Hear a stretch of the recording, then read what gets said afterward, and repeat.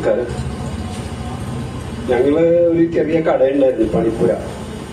സാലിക്കാന്റെ അനിയൻ, മച്ചുപോയ മധു, ഞാൻ. ഈ 3 പേരുടെ കടയാണ് അന്ന് നക്സലൈറ്റിന്റെ ഒരു കേന്ദ്രം എന്നറിയപ്പെട്ടിരുന്നത്. മറ്റൊരു കേന്ദ്രം അഡ്വക്കേറ്റ് എക്സ് വർഗീസിന്റെ. ഇദ്ദേഹം വരുന്നത് ഒരു നാടകം ചെയ്യാനാണ്. ചതുരത്തിന് ഒരു നാടകം ചെയ്യാൻ വേണ്ടിയാണ് ഇദ്ദേഹം ഞങ്ങളുടെ അടുത്ത് വരുന്നത്. അത് വരുന്നത് വടകരക്കാരനായ സോമശേഖരന്റെ കൂടെയാണ്. അന്നയാൾ പാർട്ടിയുടെ കേന്ദ്ര കമ്മിറ്റി അംഗമൊക്കെയാണ്. ഏതായാലും അങ്ങനെയാണ് ഞങ്ങൾ ജോൺ പിന്നെ പല രാത്രികളിലും ആ കടയിൽ കിടന്നുറങ്ങിയിട്ടുണ്ട്. ഞങ്ങൾ ഒരുമിച്ച് കിടന്നിട്ടുണ്ട്, കലഹിച്ചിട്ടുണ്ട്, കണ്ടുപിടിച്ചിട്ടുണ്ട്, മറ്റുള്ളവരായിട്ട് കോർത്തിട്ടുണ്ട്. ഇതൊക്കെ അങ്ങനെ സാധാരണ മനുഷ്യൻ എന്ന നിലയിലുള്ള ചില ബന്ധങ്ങളാണ്. പിന്നീടാണ് മാറിയാൻ സ്ഥിരീകരണം ആരംഭിക്കുന്നത്. അത് കൊച്ചിയിൽ നിന്ന് ആരംഭിക്കുകയാണ് ചെയ്യുന്നത്. വയനാട്ടിൽ അവസാനിക്കുകയും സിനിമയിൽ വയനാട്ടിൽ നിന്ന് തുടങ്ങുകയും കൊച്ചിയിൽ അവസാനിക്കുകയും ചെയ്യുന്നതാണ്. ഇത്രയൊക്കെയാണ് പറയാനുള്ളത്. വേറെ കൂടുതലായിട്ടൊന്നും. ജോൺ കുറേ നാള് അമരാവതി പള്ളിയുടെ സിമട്രിയിൽ അത് ഉറങ്ങിയിട്ടുണ്ട്, ഞങ്ങൾ ഉറങ്ങിയിട്ടുണ്ട്. എല്ലാവർക്കും നമസ്കാരം. വളരെ സജീവമായ ഒരു ചർച്ചയാണ് ഇവിടെ നടന്നത്. ഇത്രയും പേര് പങ്കെടുത്തതിൽ അതിയായ സന്തോഷമുണ്ട്. ഞാൻ ഒരു തവണ ജോണിനെ കണ്ടിട്ടുണ്ട്. ഒരിക്കൽ പത്മയുടെ അവിടെ നമ്മുടെ സ്റ്റേറ്റ് ബാങ്ക് ഓഫ് ട്രാവൻകൂറിന്റെ സോണൽ ഓഫീസിൽ ഞങ്ങൾ ഓണ സെലിബ്രേഷന് വേണ്ടി ഒരു മീറ്റിംഗ് കൂടിക്കൊണ്ടിരിക്കുകയായിരുന്നു. പെട്ടെന്ന് ഇദ്ദേഹം ഒരു ഔപചാരികയില്ലാതെ മുറിലോട്ട് കയറി അങ്ങ് വന്നു. ഞങ്ങളൊക്കെ അതിശയിച്ചു. ഞങ്ങളുടെ ടോപ്പ് ഓഫീഷ്യൽസ് ഉണ്ട്, കുറെ അധികം ആൾക്കാരുണ്ട്. പുള്ളി കയറുമെന്ന് വെച്ച് അജയ ഇവിടെ ഇറങ്ങി വേണം. അപ്പൊ അജയൻ നമ്മുടെ യൂണിയന്റെ റെപ്രസെന്റേറ്റീവ് ആണ്, ഇദ്ദേഹത്തിന്റെ ദോസ്താണ്, നമുക്കറിയില്ലല്ലോ. പുള്ളി കയറി വന്നിട്ട് ഇങ്ങോട്ട് വന്നിട്ട് ഇറങ്ങി വേടാ എന്ന് പറഞ്ഞു അജയനോട്. അപ്പൊ എല്ലാവരും വളരെ ജോണിനെ ആർക്കും അറിയില്ല. അത് കഴിഞ്ഞ് അജയൻ പുറത്തേക്ക് പോയി എക്സ്ക്യൂസ് മീ എന്ന് പറഞ്ഞ് പുറത്തേക്ക് പോയി തിരിച്ചു വന്ന് പറഞ്ഞു, ഇത് ജോൺ അബ്രഹാമാണ്, ആരും ഒന്നും വിചാരിക്കരുത്, ഇദ്ദേഹത്തിന്റെ ക്യാരക്ടർ ഇങ്ങനെയാണ്, അതുകൊണ്ട് ആരും എന്റെ പരിഭവം വിചാരിക്കരുതെന്ന് പറഞ്ഞു. അങ്ങനെയാണ് ജോൺ അബ്രഹാമിനെ കുറിച്ച് ഞാൻ അറിയുന്നതും കേൾക്കുന്നതും കാണുന്നതും. അതിന് മുമ്പോ പിമ്പോ എന്നറിയില്ല, ലൈബ്രറിയുടെ മുമ്പിൽ പഴയ കെട്ടിടത്തിന്റെ മുമ്പിൽ നമ്മളെ 2 സിനിമ ഇവിടെ സ്ക്രീൻ വെച്ചിട്ട് കളിച്ചു. അന്ന് അമ്മയെ അറിയാനും പിന്നെ അഗ്രഹാരത്തിലേക്ക് കളിച്ചു. അത് 2 ഞാനന്ന് കണ്ടു. പക്ഷെ എനിക്കിപ്പോ അതിനകത്തുള്ള പല കാര്യങ്ങളും ഓർമ്മയില്ല. അപ്പൊ ഒരിക്കൽ കൂടെ അത് കാണാനുള്ള അവസരം ജോസഫ് ഉണ്ടാക്കിയാൽ അതേ സന്തോഷമുണ്ട്. നന്ദി, നമസ്കാരം. ഇപ്പൊ ഹോസ്പിറ്റലിലെ കാര്യം പറഞ്ഞപ്പോഴാണ് ഫോർട്ട് കൊച്ചിയിൽ ഇങ്ങനെ പല കാര്യങ്ങളും സന്ദർശിച്ചുകൊണ്ട് പ്രവൃത്തിയിൽ ഏർപ്പെട്ടുകൊണ്ടിരുന്ന ഒരു ഘട്ടത്തില് നിങ്ങൾക്ക് അസുഖമായി. അങ്ങനെ നിങ്ങൾക്ക് അസുഖമായിട്ട് പ്രത്യേകിച്ച് കാരണമൊന്നും വേണ്ടല്ലോ.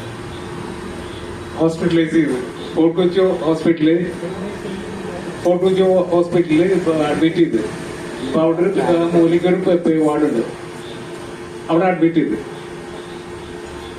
അങ്ങനെ പുള്ളിയെ അഡ്മിറ്റ് ചെയ്തിട്ട് പുള്ളിക്ക് ചായയും പിന്നെ കാക്കന്മാരുടെ ഭാഷ പറഞ്ഞ നാസ്തയും പിന്നെ ഉച്ചയ്ക്കുള്ള കാര്യവും ഉച്ചയ്ക്കുള്ള ഊണും വൈകുന്നേരത്തെ കാര്യങ്ങളും വെള്ളവും ഇതെല്ലാം സ്ഥിരമായി എത്തിച്ചുകൊണ്ടിരുന്നത് ഞാനായിരുന്നു. അത് നമ്മുടെ വീട്ടിലെ ഒരു ചേട്ടനെ ഒരു അമ്മാവനൊക്കെ ചെയ്യുന്ന മാതിരി ആണ് ഞാൻ ചെയ്തുകൊണ്ടിരുന്നത്. ഇതുകൊണ്ടാണ് ഞാൻ ആദ്യം പറഞ്ഞത് ഈ പുള്ളി എന്നിൽ കണ്ണു വെച്ചത്. എങ്ങനെയായാലും ആ കണ്ണു വെച്ചതിന് കൊണ്ടാണ് എന്നെ ഈ ഒഡേസ ഫിലിം സൊസൈറ്റിയുടെ പ്രവർത്തനങ്ങളും ഈ സിനിമയും IFFIയില് ഹൈദരാബാദിലേക്ക് പോയി ഇൻട്രൊഡ്യൂസ് ചെയ്യാനായിട്ട് പുള്ളി എന്നെയാണ് സെലക്ട് ചെയ്തത്. ഞാൻ അവിടെ പോയി ചില കാര്യങ്ങളൊക്കെ ചെയ്ത് ഹിന്ദുവിലൊക്കെ വന്ന്. അപ്പൊ അത് ഞാൻ സൂചിപ്പിക്കും. എല്ലാവർക്കും നമസ്കാരം. ഞാനിതിപ്പോ എന്റെ അനുഭവം എന്ന് വെച്ചാലുണ്ടല്ലോ, ഞാൻ ചെറിയ ക്ലാസ്സിൽ പഠിക്കുമ്പോഴേ അടുത്തൊരു പള്ളി പെരുന്നാൾ നടക്കുമ്പോ അവിടെ സിനിമ പ്രദർശിപ്പിച്ചു പുള്ളിയുടെ. ആ പുള്ളി അവിടെ വന്നത് അവിടെ ആൾക്കാരോട് സംസാരിച്ചുകൊണ്ടൊക്കെ ഞാൻ ഓർമ്മ വന്നത്. അതാണ് ഞാൻ രമേശോട് ചോദിച്ചത് ഏത് ഇയറാണ് ഇവിടെ പ്രദർശിപ്പിച്ചതെന്ന്. എനിക്ക് ഏത് ഇയറാണെന്നൊന്നും എനിക്ക് ഓർമ്മില്ലായിരുന്നു. അങ്ങനെ ഞാൻ എപ്പോഴും ഓർക്കണം സംസാരിച്ച് നിൽക്കണക്കാൻ ഭയങ്കര താടിയൊക്കെ വളർത്തിയിട്ട് ഞങ്ങൾ ചെറിയ ക്ലാസ്സിലാണ് കുറെ പിള്ളേരൊക്കെ കൂടി ഞങ്ങൾ പടം കണ്ടതൊക്കെ ഓർക്കുന്നുണ്ട്. പിന്നെ പുള്ളിയുടെ ഹസ്ബൻഡിന്റെ അമ്മയുടെ വീട് കണ്ണമയ്യ. അപ്പോ പുള്ളി എന്റെ അടുത്ത് പറഞ്ഞിങ്ങനെ അറിയാവോ, ഇതേപോലെ രാത്രി അതും 77 തോന്നുന്നു പറഞ്ഞു ഇയറൊക്കെ. അപ്പൊ പുള്ളി വന്നിട്ട് വീട്ടിൽ വന്നിട്ടേ വാതിലും മുട്ടും തുറക്കണതൊക്കെ ചേട്ടനെ തുറന്നത്. അപ്പൊ ആരും പറയും അവിടുത്തെ ചെറിയ മാമനെ കാണാൻ വേണ്ടിയാ വന്നത്. പുള്ളിയുടെ ഫ്രണ്ടായിരുന്നു. അപ്പൊ എന്നിട്ട് ചോദിക്കുന്നുണ്ട്, അപ്പൊ അമ്മച്ചി നിൽക്കോട്ടെ ചേട്ടാ, അമ്മച്ചി എന്നോട് പറഞ്ഞ പോകാൻ കേട്ടോ. അപ്പൊ വാതിൽ തുറന്നിട്ട് ചോദിക്കുമ്പോ എന്തെങ്കിലും കഴിക്കാനുണ്ടാന്ന് ചോദിക്കും, വിശന്നിട്ട് പാടില്ലാന്ന് പറയും. അപ്പൊ അമ്മച്ചി ചേട്ടീനെ പറയും, ചോറുണ്ടായാലും വെള്ളത്തിട്ട് പോയില്ലാന്ന് പറയും. അതൊന്നും കുഴപ്പമില്ലെന്ന് പറയും. കറി ചൂടാക്കി തരാന്ന് പറയും. അങ്ങനെ അതുകൊണ്ട് ഭയങ്കരമായിട്ട് കഴിച്ചോണ്ടിരിക്കുമ്പോഴേ ചേട്ടൻ പോയി നോക്കിയിരുന്നേ വാതിൽ ചാടിട്ട്. അപ്പൊ നോക്കിയപ്പോഴേയും എന്താ നോക്കാൻ ചോദിക്കുമ്പോഴേയും ഇല്ല ഒന്നുമില്ലെന്ന് പറയും. വിശപ്പുള്ളപ്പോഴേ കഴിക്കുന്ന സ്റ്റൈലില്ലാന്ന്. അങ്ങനെ ഭയങ്കര വാരി വാരി ഞാൻ ഭക്ഷണം കഴിച്ചത്. അടുത്ത പുള്ളി പറഞ്ഞപ്പോ എനിക്ക് ഇത്രയും പറഞ്ഞപ്പോ എനിക്ക് 2 വാക്കത് പറയണമെന്ന് തോന്നി. പിന്നെ അതല്ല, എന്തോരം പേരുടെ കേൾക്കാൻ പറ്റി നമുക്ക് കാര്യങ്ങള്. ഇങ്ങനെയൊക്കെ എത്രയായിട്ട് ഓർത്തിരിക്കുന്നു. സാലി എന്ന് പറഞ്ഞത്തേക്കും ഓർത്തിരിക്കണം, ഇയറൊക്കെ ഓർത്തിരിക്കുന്നത് പറയാനായിട്ടേ ഭയങ്കര സംഭവമാണല്ലേ. ഇങ്ങനത്തെ ഒരു ആൾക്കാരെയൊക്കെ നമുക്ക് ഇങ്ങനെ കേൾക്കാനും ഒക്കെ വലിയൊരു ഭാഗ്യം തന്നെ ഞാൻ കാണുന്നു. Okay, thank you. സുഹൃത്തുക്കള്, ആ ജോണിന്റെ കാലഘട്ടത്തിൽ ജീവിച്ചു വന്ന ഒരാളെന്നാണ് മാത്രമേ എനിക്കുള്ളൂ. ഇദ്ദേഹത്തെ കണ്ടിട്ടുണ്ട്, ഇദ്ദേഹത്തിന്റെ സിനിമ കണ്ടിട്ടുണ്ട്. സിനിമ പ്രദർശനം കൂവപ്പാടം ഹൗസിംഗ് കോളനിയിൽ നടത്തിയത്. അന്ന് ഹൗസിംഗ് കോളനിയിലെ സിനിമ നടത്താൻ സഹായിച്ചിട്ടുണ്ട് കൂട്ടത്തിലുള്ള ആളാണ്. അങ്ങനെയാണ് അദ്ദേഹത്തെ കാണുന്നത്. കണ്ടാൽ നമുക്ക് ഒരു സുന്ദരനാണെന്ന് തോന്നാൻ ഒരു മാർഗവുമില്ല. ഒന്നെങ്കിൽ അടുത്ത് ചെല്ലാൻ മണമായിരുന്നു. നല്ല വ്യക്തിപരമായ കാര്യമാണ് എങ്കിലും പലർക്കും അത് അസ്വീകാര്യമാണ്. ഞങ്ങളെപ്പോലെയുള്ള ഞങ്ങൾക്ക് മാഷന്മാരും നടക്കുന്ന കൂട്ടത്തിൽ ഈ പതിവായും സിനിമയും കൊണ്ടുവന്നാലും എങ്ങനെയും പ്രതികരിക്കുക എന്നുള്ളത് നമുക്ക് സാമാന്യ ജനം അങ്ങനെ അടുക്കാറില്ല. പക്ഷെ അത് അദ്ദേഹത്തിന്റെ സ്വഭാവമാണെന്ന് കണ്ട് മുൻപ് ചെയ്ത് പോകുന്നതാണ് സാധാരണ പതിവ്. അങ്ങനെ ഞാനങ്ങനെ ഫിലിം നടത്തിയതിന് സഹായിക്കുകയും ആ ഫിലിമിൽ ഞങ്ങൾ ഇരുന്ന് കാണുകയും ആ കോളനിയിലുള്ള ആളുകൾ മുഴുവനും അതിന് സംഭാവന കൊടുക്കുകയും ചെയ്തതായിട്ട് എനിക്ക് വളരെ ഓർമ്മയിലുണ്ട്. 98 കാലത്ത് അത്തരമായി എനിക്കത് പറയാനുള്ള അദ്ദേഹത്തിന്റെ ഏറ്റവും നല്ല സിനിമ എനിക്ക് ഇഷ്ടപ്പെട്ടത് അമ്മയറിയാനേക്കാൾ നല്ലത് അതാണ് ജോൺ അബ്രഹാമിനോട് നമുക്ക് തോന്നുന്ന പ്രീതിക്ക് കാരണം. ആ സിനിമ ഗവൺമെന്റ് നിരോധിക്കുകയും ഞാൻ ചെയ്തിട്ടുണ്ട്. ഇതൊരു പള്ളിയിൽ അച്ഛന്റെ ഒരു ഫിലിമുണ്ട്. പിന്നെ ചെറിയാച്ചന്റെ ക്രൂരകൃത്യം, അത് ഞാൻ കണ്ടതാണ്. അതിങ്ങനെ ഓർമ്മയിൽ നിന്ന് പറയാൻ മാത്രമല്ല വീക്ഷണശൈലിയൊന്നും നമുക്കില്ല. അത് ഇത്രയും കാര്യങ്ങളെ എനിക്ക് അതിനെപ്പറ്റി പറയാനുള്ളത്. സിനിമ നിർമ്മിച്ചത് ഒഡേസ ഫിലിംസ് എന്നുള്ള രീതിയിൽ. ആ ഒഡേസ ഫിലിംസ് രൂപീകരിക്കാൻ വേണ്ടിയിട്ട് ഒരു വലിയ ഒരു കമ്പനിയായിട്ട് രൂപീകരിക്കണം എന്നുള്ള ഉദ്ദേശമായിരുന്നു. കോഴിക്കോടാണ് അതിന്റെ പ്രധാനപ്പെട്ട പ്രവർത്തനങ്ങളൊക്കെ നടന്നിരുന്നത്. അപ്പോൾ ആദ്യത്തെ യോഗം കൂടിയത് MES കോളേജിലാണ്, കോഴിക്കോട്. ആ കോളേജിന്റെ ഓഡിറ്റോറിയം നിറയെ ആളുകളായിരുന്നു ആ മീറ്റിംഗ് കൂടുമ്പോൾ. അതിന്റെ പ്രധാനപ്പെട്ട കാരണം എന്താണെന്ന് വെച്ച് കഴിഞ്ഞാൽ ജനങ്ങളിലടയ്ക്കുന്ന 10 രൂപ വീതമുള്ള ഷെയർ വെച്ചിട്ടാണ് വാങ്ങിച്ച് ആളുകളുടെ മുഴുവൻ ഒരു ജനകീയ സിനിമ എന്നുള്ള രീതിയിലാണ് അത് തുടങ്ങിയത്. അത് തുടങ്ങി സിനിമ നിർമ്മിച്ച് ബാക്കി സംഭവങ്ങളൊക്കെ കഴിഞ്ഞപ്പോഴത്തേക്ക് സിനിമയോടുള്ള താല്പര്യം, ഈ സിനിമ അമ്മയറിയാനെന്നുള്ള സിനിമയോടുള്ള താല്പര്യം അദ്ദേഹത്തിന് അങ്ങ് കുറഞ്ഞു. മറ്റു രീതിയിലായി ജീവിതമൊക്കെ.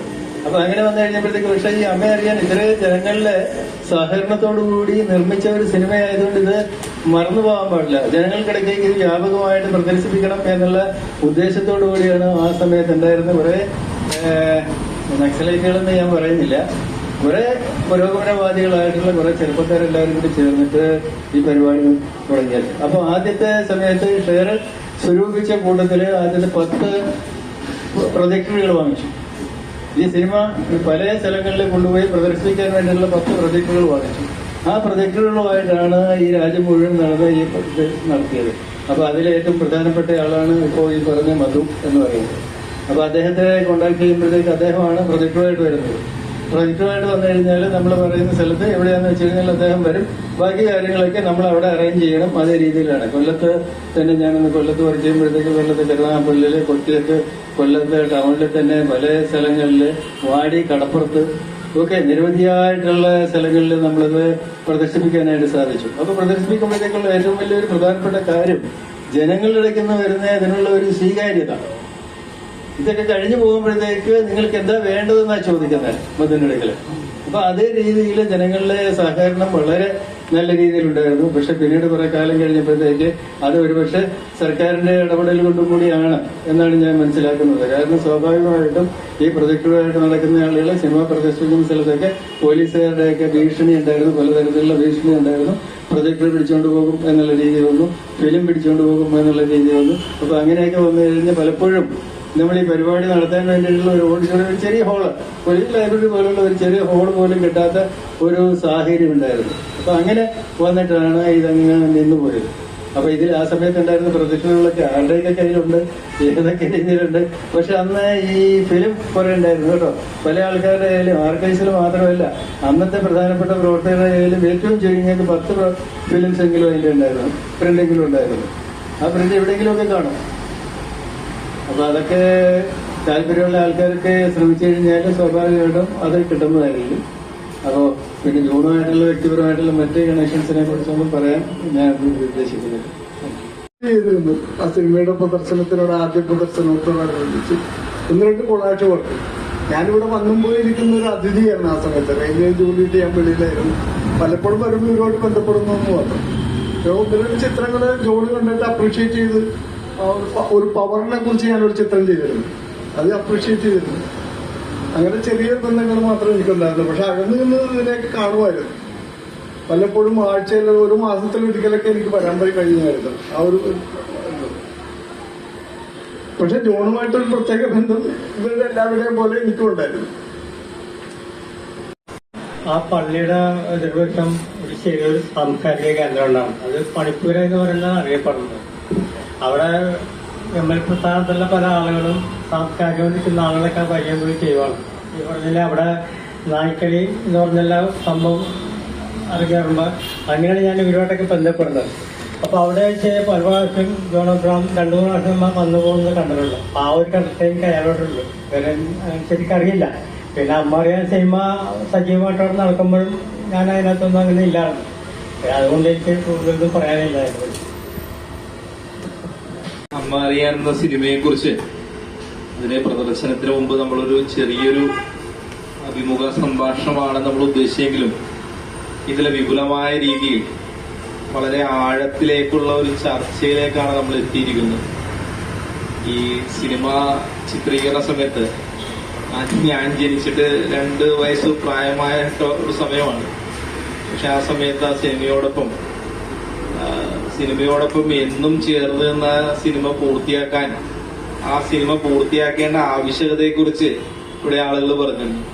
വളരെ സന്തോഷമുണ്ട്. നിങ്ങൾ അദ്ദേഹത്തെ നേരിട്ട് കാണുകയും പരിചയപ്പെടുന്ന ആളുകളൊക്കെ തന്നെയാണ്. പക്ഷെ എനിക്ക് തോന്നുന്നു ഈ കൂട്ടത്തിൽ ഞാനാണ് ഏറ്റവും ചെറുപ്പമായിട്ടുള്ള ഒരാൾ ആണ് എന്ന് തോന്നുന്നു. ഒരിക്കലും അദ്ദേഹത്തെ നേരിട്ട് കണ്ടിട്ടില്ല. പക്ഷെ ഇന്ത്യയിലെ തന്നെ ഏറ്റവും മികച്ച ചലച്ചിത്ര സംവിധായകരിൽ ഒരാളാണ് ശ്രീ ജോൺ എബ്രഹാം. തിരക്കഥാകൃത്ത്, എഴുത്തുകാരൻ എന്നീ നിലകളിൽ ശോഭിക്കുമ്പോഴും അദ്ദേഹം നിർമ്മിച്ച സിനിമയിൽ, സംവിധാനം ചെയ്ത സിനിമയിലുള്ള അതേ വ്യത്യസ്തത തന്നെ അദ്ദേഹം ജീവിതത്തിൽ പുലർത്തിയെന്ന് ഞാൻ വായിക്കുകയുണ്ട്. പക്ഷെ അത് ഇപ്പോഴാണ് ഇവിടെ അദ്ദേഹവുമായി ബന്ധപ്പെട്ടിരിക്കുന്ന ആളുകളുടെ സംസാരത്തിലാണ് എനിക്കത് മനസ്സിലായത്. ഒരുപാട് ആളുകളെ നമ്മളിവിടെ ഓർത്തെടുത്തു എന്നുള്ളതാണ്. അതൊരു വലിയൊരു പ്രത്യേകതയാണ്. കുറച്ചുപേരെ ജീവിച്ചിരിക്കുന്നുള്ളൂ. പക്ഷെ അവരെ നമ്മൾ അതിനകത്ത് പേര് പറയാതെ പോയ ആരെങ്കിലും ഉണ്ടെന്ന് ഇ പി ഹോസ്പിന്റെ പേരെ കൂടെ പറഞ്ഞ്, തങ്കച്ചൻ മോന്നുള്ളിയുടെ പേര് പറഞ്ഞു, സി ടി തങ്കച്ചന്റെ പറഞ്ഞു. അവരൊക്കെ നമ്മൾ ഓർക്കുകയാണ്. അതുപോലെ തന്നെ ഈ അമീർ അടക്കമുള്ള ആളുകൾ അല്ലെ, പിന്നെ ചെപ്പു ഈ ഇടക്ക് മരിച്ച റാസിമ.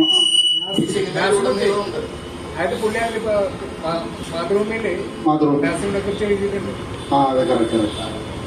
ഓക്കെ. അപ്പൊ അങ്ങനെ ഒരുപാട് ആളുകൾ, ഈ പ്രദേശത്തുള്ള ഒരുപാട് ആളുകളെ കൂടി ഓർമ്മിക്കാനായിട്ട് നമുക്ക് കഴിഞ്ഞിട്ടുണ്ട്. പിന്നെ ഞാൻ സന്ദർഭവശാൽ 2 കാര്യം പറയാം. ഒന്ന്, ഈ ജോയ് മാത്യു നമ്മളിവിടെ ഒരു 1.5 വർഷത്തിന് മുമ്പ് അദ്ദേഹത്തിന്റെ ഷട്ടർ ഇവിടെ പ്രദർശിപ്പിച്ചിരുന്നു. അപ്പൊ എനിക്കൊരു സംശയം ഉണ്ടായിരുന്നു, ഷട്ടർ പ്രദർശിപ്പിക്കാൻ കഴിയുമെന്നത്. ഞാൻ അദ്ദേഹത്തെ വിളിച്ചിരുന്നു. അപ്പൊ പുള്ളി പറഞ്ഞു അതൊന്നും ഒരു വിഷയമില്ല, നിങ്ങൾ കാണിച്ചോളൂ എന്ന് പറഞ്ഞു. അപ്പൊ ഞാൻ വരാൻ പറ്റുമെന്ന് നോക്കട്ടെ എന്ന് പറഞ്ഞു. പക്ഷെ ആ ഡേറ്റ് കൊടുത്ത പുള്ളിക്ക് അന്ന് വരാൻ പറ്റില്ല. ജോസ് ബോട്ട് അന്ന് സംസാരിച്ചാൽ അന്ന് പുള്ളി പറഞ്ഞു എനിക്ക് ആ ദിവസം വരാൻ പറ്റുന്നില്ല, അതുകൊണ്ട് നിങ്ങൾ വേറെ എപ്പോഴെങ്കിലും വിളിച്ചു ഞാൻ വന്നേക്കാമെന്ന് പറഞ്ഞു. ഞാൻ പറഞ്ഞത് ചെറിയൊരു സെറ്റപ്പാണ്, ചെറിയ ലൈബ്രറി മുകളിൽ 10-25 പേരൊക്കെയാണ്, അതൊന്നും ഒരു വിഷയമില്ല, 5 പേരാണെങ്കിൽ ഞാൻ വന്നേക്കാമെന്ന് പറഞ്ഞു. ഈ സമയത്ത് ഞാൻ ബന്ധപ്പെടാൻ നോക്കിയിട്ട് ഒരു നിവൃത്തിയില്ല, പുള്ളിയെ കിട്ടുന്നില്ല. അതേപോലെ തന്നെ ജോജോനെ അറിയാലോ, എല്ലാവർക്കും അറിയാലോ ജോജോന്റെ വീട്ടിൽ പല ദിവസങ്ങളിൽ ഈ ജോൺ വന്ന് താമസിച്ചിട്ടുണ്ട്. ഞങ്ങളൊക്കെ ആദ്യം കാണുന്ന ജോജോന്റെ വീട്ടിൽ വെച്ചിട്ടാണ്. ജോജോനെ എനിക്ക് കിട്ടിയില്ല, അല്ലെങ്കിൽ കുറച്ചുകൂടി ജോജോ ഇവിടെ പങ്കെടുപ്പിക്കാമായിരുന്നു. അങ്ങനെ കുറെ പേരെയൊക്കെ നമുക്ക് പിന്നെ ഓർമ്മിക്കാനും ജോണിനെ കുറിച്ച് ശരിക്കും പറഞ്ഞിട്ടുണ്ടെങ്കിൽ ജോണിന്റെ വിവിധ വശങ്ങൾ ഒന്ന് വെളിപ്പെടുത്താനും ഒക്കെ നല്ലൊരു സായാഹ്നമായിരുന്നു എന്നാണ് എനിക്ക് തോന്നുന്നത്. നമുക്ക് ഇനി സിനിമാ ഭാഗത്തേക്ക് പോകാമല്ലോ അല്ലെ, വേറെ ആർക്കൊന്നും പറയാനില്ലല്ലോ. ഇതാണ് ശരിക്കും പ്രധാനം കേട്ടോ. ഇങ്ങനെ അപ്പൊ എന്നോട് ഇപ്പോ ഷഹീറിൽ പറയായിരുന്നു, നമ്മളിവിടെ ഒരു ഹ്യൂമൻ ലൈബ്രറി എന്ന് പറഞ്ഞിട്ടൊരു സംവിധാനം ആരംഭിച്ചിട്ടുണ്ട്. സത്യത്തിൽ ഇതൊക്കെയാണ് ഹ്യൂമൻ ലൈബ്രറിയുടെ പ്രധാനപ്പെട്ട ഒരു കൺസെപ്റ്റ് എന്ന് പറയുന്നത് അല്ലെ. സാധാരണ മനുഷ്യരുടെ പിന്നെ അനുഭവങ്ങളും അവരുടെ ഓർമ്മകളും തമ്മിൽ ഷെയർ ചെയ്യാന്ന് പറയുന്ന ഒരു വായനയാണ്. ഇതൊരു ലൈബ്രറിയാണ്. അപ്പൊ ആ വായന മനുഷ്യരെ വായിക്കുന്നതിന്റെ ഇതുകൂടിയാണ്.